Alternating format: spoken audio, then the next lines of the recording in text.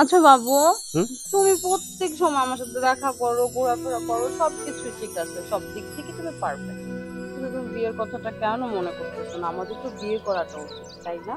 আহা বাবু, শোনো, বিয়ে করার জন্য তো একটা প্রিপারেশন লাগে, তাই না? এখন আমার বাবা আর মা দুজনে গেছে হচ্ছে সুইজারল্যান্ডের ট্যুরে। তারা আসুক, তারপর তোমার আর আমার বিয়ের ব্যাপার নিয়ে আলাপ করব, এবং আমি 100% শিওর যে তারা অমত করবে না। আর তুমি তো আমার আছোই, তাই না? হ্যাঁ, তা তো ঠিক, কিন্তু বাবু তুমি আমার বিয়েতে দেনমোহর কি দিবে বলো না? আচ্ছা, এটা কোনো কথা বললে তুমি? শোনো, তোমাকে তাহলে আমার ইতিহাসটা বলি। বলো। আমার দাদাই যখন বিয়ে করে আমার দাদিকে, হুম। তখন দেনমোহরের জন্য হুম। একটা দোতলা রাজপ্রাসাদের মতন বাড়ি করে দিয়েছিল আমার দাদিকে। ডুপ্লেক্স? কি বলছো? রাজপ্রাসাদ মানে কি ডুপ্লেক্সের চেয়েও ভালো? আহ! এরপরে যখন আমার বাবা আমার মাকে বিয়ে করে, হ্যাঁ। চারতলা চারতলা বাড়ি করে দিয়েছে, এবং 2টা ফ্লোরই ডুপ্লেক্স। মাই গড, এখন বলো, তোমাকে তাহলে আমি কি দিতে পারি? তুমি বলো। তোমার জন্য আমি ঠিক করে রেখেছি, ধরো একটা 10তলা বাড়ি। মানে মানে পুরো বাংলাদেশে, মানে পুরো পৃথিবীতে, মানে এটা একটা, মানে কি বলে, মানে কি বলে, এটাকে কি বলে? কি বলে, কম হয়ে যায়? না না না, কম না, মানে সব থেকে বেশি, মানে এটা তো সবাই শুনলে অবাক হয়ে যাবে যে, মানে আমি, oh my God, মানে আমি ভাষা রেখেছি। আহা, তুমি একটা দেনমোহর, মাত্র দেনমোহর আমি 10তলা একটা বাড়ি দিচ্ছি তোমাকে, এইটাই যে তুমি জ্ঞান হারিয়ে যাচ্ছ। বাবু শুনো না, 10 তলা বাড়িটা করতে তোমার কত টাকা খরচ হবে? এইটা আর কত যাবে, 30, 35 বা 40 কোটি টাকার মতো লাগবে। 30-40 কোটি?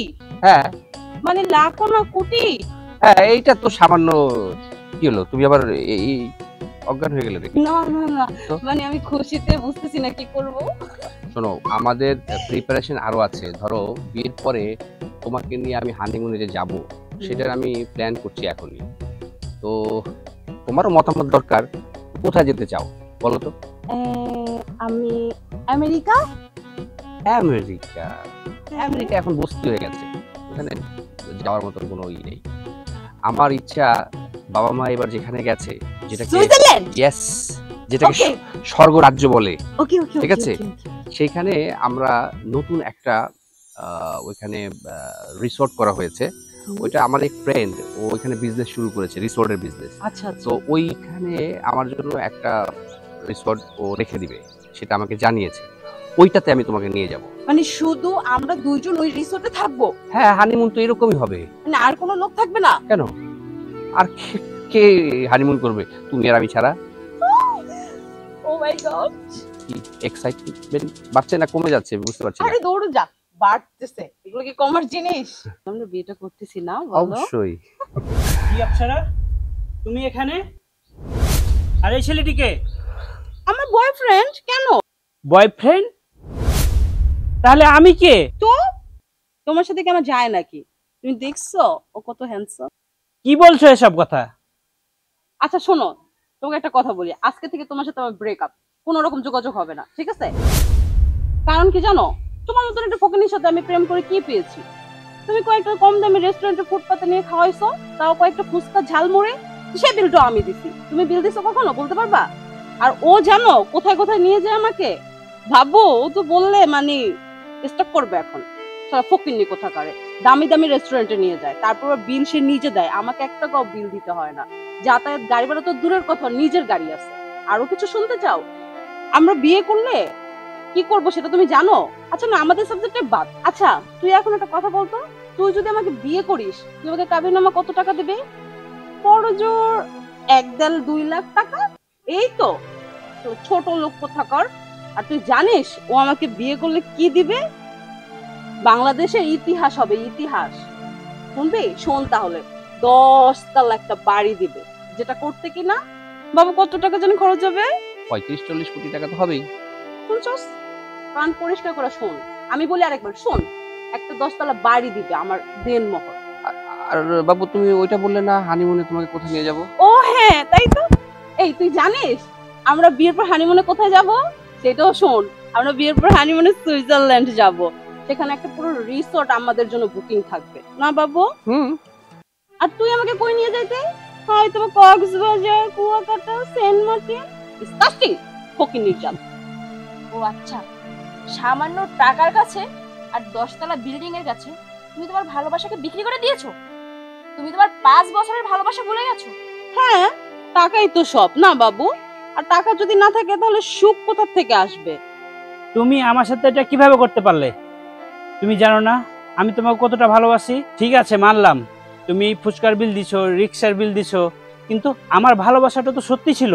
আজ টাকার কাছে আমার ভালোবাসা মূল্যহীন হয়ে গেল। আরে তুই কাকে কি বলছিস? তুই কি কানে শুনতে পাসনি ও কি বলেছে? ও ওকে ভালোবাসে শুধু টাকার জন্য, বুঝতে পেরেছিস? বেহায়ার মতো এখনো তুই ওর সাথে ভালোবাসার কথা বলছিস? এই দেখো, তুমি এতক্ষণ অনেক কথা বলছো, আর বেশি কথা বাড়ায়ো না তো। যাও তো যাও, তোমার এখন ভালো লাগতেছে না, আমার সহ্য হচ্ছে না। যাও।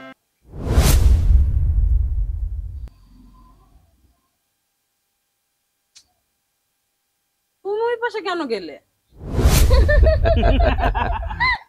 কি ব্যাপার, তোমরা হাসতেছো কেন? শুনুন, আমি বলছি আপনাকে, আসলে আমরা 3জন একই মায়ের সন্তান। কি বলো? তোমরা তিনজন ভাই বোন, তাও আবার এক মার পেটের? মানে কি? ওরা যা বলছে সত্যি বলছে। আমরা তিনজনই এক মায়ের পেটের ভাই বোন। ও মাই গড, আমি এত বোকা? তোমরা সবাই মিলে, আর যাই হোক ওদের কথা না বাদই দিলাম, তুমি আমার সাথে এত বড় প্রতারণা করতে পারলে? শোনো, তোমাকে এতক্ষণ আমি পরীক্ষা করছিলাম, তুমি যে একটা লোভী সেটা প্রমাণিত হয়েছে। তোমার এই লোভ তোমাকে ধ্বংস করবে। শোনো, এটা আমাদের এই 3 ভাই বোনের একটা প্ল্যান ছিল। কেন জানো? কারণ আমার ভাই যখন বলেছে তোমাকে সে পছন্দ করে, তোমাকে ভালোবাসে, তোমাকে আমি কিছুদিন অবজার্ভ করছি।